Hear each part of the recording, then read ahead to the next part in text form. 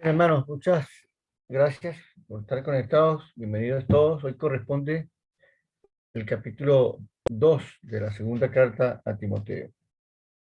Déjenme leer aquí los primeros versículos para entrar Ojalá que sea eso, que te dejen ahí, bueno, que enfoques bien. Ok. Dice el capítulo 2, dice, así que tú, hijo mío, fortalécete por la gracia que tenemos en Cristo Jesús. Lo que has oído de mí ante muchos testigos, esto encarga a hombres fieles que sean idóneos para enseñar también a otros. Tú, pues, sufre penalidades como buen soldado de Jesucristo. Ninguno que milita se enreda en los negocios de la vida a fin de agradar a aquel que lo tomó por soldado. Y también el que lucha como atleta no es coronado, sino lucha legítimamente. El labrador debe participar para participar de los frutos debe trabajar primero. Considera lo que te digo y el Señor te dé entendimiento en todo. Fíjense, esta parte esta porción de la escritura dice, comienza diciendo fortalécete en la gracia. Esto viene del capítulo 1, cuando habla del tipo de espíritu que podemos tener, perdón, Timoteo tiene, y cómo el apóstol Pablo trata de animarlo a continuar a mantenerse firme, y a realizar su ministerio. ¿Sí?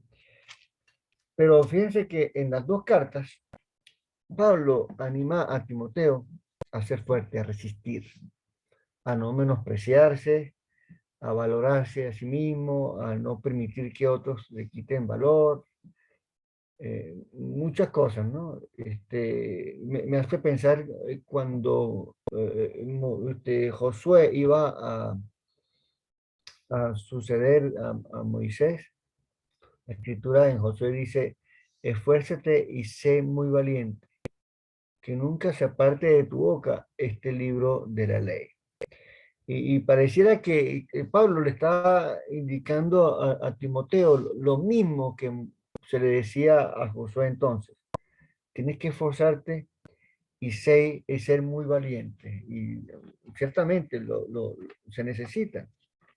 En Isaías, ahorita déjeme buscar un pasaje en Isaías que inclusive en estos días también creo que fue Gustavo el que lo mencionó. Isaías 40 dice, hablando, dice, no has oído que el Dios eterno es Jehová, el cual creó los confines de la tierra. No desfallece, ni se fatiga con cansancio y su entendimiento no hay quien lo alcance. Él da esfuerzo alcanzado, multiplica las fuerzas al que no tiene ningunas. Los muchachos se fatigan y se cansan, los jóvenes flaquean y caen, pero los que esperan en Jehová tendrán nuevas fuerzas, levantarán alas como las águilas, correrán y no se cansarán, caminarán y no se fatigarán. Este, ¿por qué? Bueno, primero fortalecerse porque, bueno, uno tiene días de bajo, pues, down, como dicen algunos, pero también porque hay muchas cosas que tienden a debilitarlo a uno por fuera, ¿sí? A hacer que la fe flaquee un poco y cuando flaquea, cuando no se toma quizás algunas precauciones o no saben dónde esforzarse, pues la gente cae. Y esta fortaleza dice aquí en el capítulo 2, en el versículo 1, dice, fortalécete en la gracia. ¿Por qué? ¿Por qué en la gracia?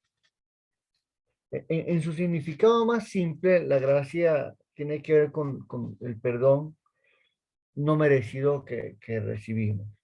Ese favor inmerecido de Dios, pero que tiene que ver con la salvación. Pero más importante que eso, a mí, algo que me fortalece en mi gracia es primero saber que soy salvo. Pero lo que me encanta de todo eso es que una vez que uno es salvo, la conciencia, la firmeza que da, el saber que uno es hijo de Dios. Mira, fortalécete porque tú no eres un Beto cualquiera, tú eres un hijo de Dios.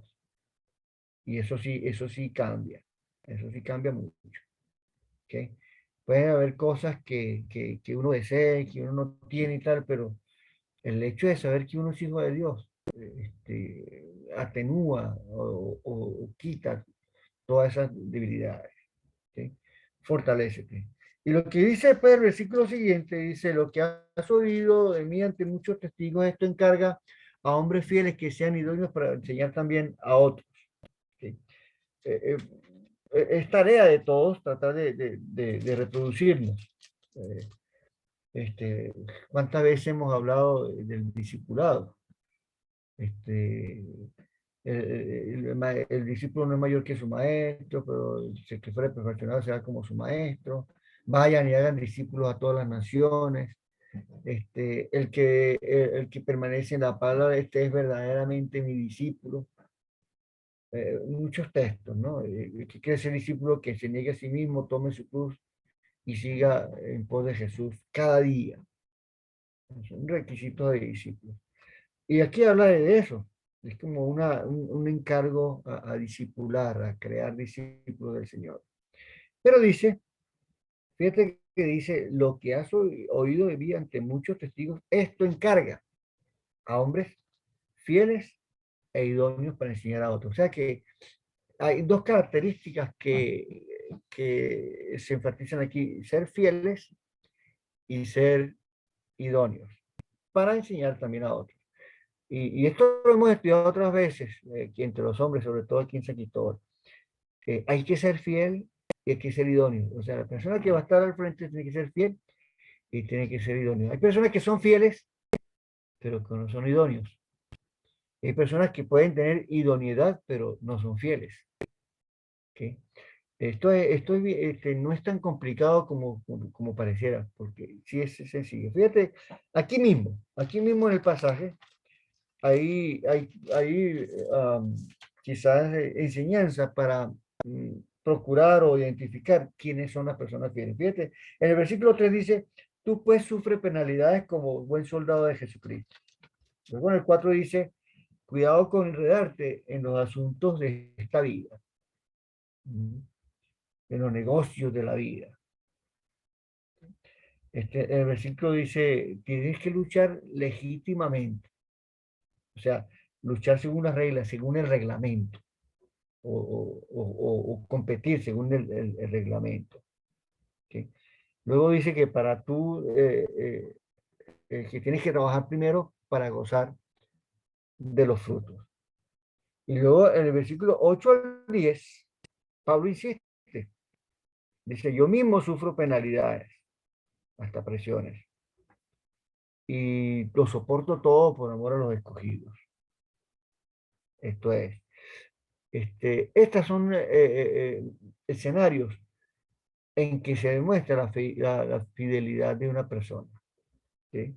La capacidad de sufrir, la capacidad de mantenerse fiel, de no enredarse en asuntos, en boberías y todo eso, de mantenerse en las reglas, mantenerse ya. Tú puedes competir muy bien, tú puedes ser muy bueno, pero si no lo haces donde es y según las reglas, pues no sirve. ¿Y cómo una persona puede pretender presidir, puede pretender cierta privilegio del servicio, que sea cierto lugar, cierta gloria, si no trabaja? Aquí yo creo, para mí yo creo que el apóstol Pablo lo está dejando muy claro acá, que escenario en que Timoteo iba a demostrar la fidelidad, escenario donde nosotros demostramos nuestra fidelidad. Se trata de ser discípulo y el discípulo es una imitación de Jesús. Pablo decía también en los Corintios, sean imitadores de mí, así como yo también lo soy de Cristo. Y sí, nos gusta mucho ser como Jesús y queremos ser como Jesús, pero mientras más nos parecemos a Jesús, mientras más caminamos a Él, nos acercamos a la cruz. Entonces, cuando nos acercamos a la cruz, entonces no nos gusta el asunto. Yo no sabía que había que sufrir tanto. Yo no sabía que esto era tan complicado. ¿Sí? Entonces ahí se enreda la cosa. Vamos más adelante. Aquí, luego, el resto de estos versículos siguientes habla de del fruto, del beneficio de la fidelidad. El versículo 11 y 12 dice, si estamos muertos con Él, viviremos con Él, si sufrimos con Él, reinaremos con Él, si lo negáramos, Él también nos va a negar, si fuéramos infieles, pero Él permanece fiel, Él no puede negarse a sí mismo. Pero mira el 14, leamos el 14, dice, recuérdales esto, ¿a quiénes? A los hombres fieles e idóneos. Recuérdales esto, dice, exhortándoles delante del Señor que no contiendan sobre palabras, la cual para nada aprovecha, sino que es para perdición de los oyentes. Y miren el versículo 15, procura con diligencia presentarte a Dios aprobado, como obrero que no tiene de qué avergonzarse y que usa bien la palabra de verdad. La Biblia de las Américas dice, usa con precisión la palabra de verdad. La Reina Valera 77 dice, traza rectamente la palabra de verdad. ¿No? Una línea recta es la menor distancia entre dos puntos. Cuando se pone más cosa, pues, traza torcido, pues, cuando, cuando no se va rectamente, ¿no? Este, usar bien la palabra de verdad. Para usarla bien hay que conocerla primeramente y tratar de que lo que uno diga sea la palabra del Señor. Este, dice Pedro también, el que si alguno ministra, ministre conforme al poder que Dios da. Si uno habla, hable conforme a la palabra de Dios. Hablar conforme a la palabra de Dios a veces no es relatar versículos de memoria, porque se pueden pronunciar versículos fuera del contexto y diciendo cosas que el pasaje no dice, que Dios no dijo, sino que a veces el hombre pone a los versículos decir lo que desean que los versículos digan, o lo que él diga, mejor dicho. Y no es así, hay que trazar bien, ¿no?